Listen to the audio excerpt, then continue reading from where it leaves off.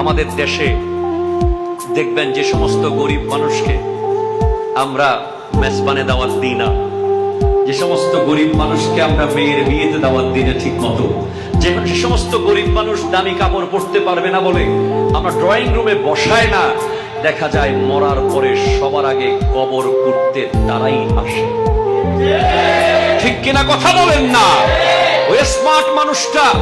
যার জন্য আপনি এত আয়োজন করেছেন, আপনার ড্রয়িং রুমে দামি দামি ফ্রুটসে ভরপুর করে ফেলেছেন, গোটা ঘরকে সাজিয়ে ফেলেছেন, খোদা কি কসম আপনার মরার পরে আপনার জানাজা পড়ার টাইমও তার থাকবে না। কিন্তু ওই ছেঁড়া লুঙ্গি পরা মানুষটা, যাকে সমাজের সবচেয়ে দুর্বল মনে করেছেন, আপনি মৃত্যুর খবর পেলে আপনার লাশ চট্টগ্রাম শহরের মেডিকেল থেকে গ্রামে আসার আগে আপনার কবর খনন করে রাখে ওই গরিব মানুষ, যার সাথে হাত মেলাতে লজ্জা পান, যাকে ভাই বলতে লজ্জা পান, যাকে আত্মীয়তার পরিচয় দিতে লজ্জা পান, সেই কবর পুরে সবার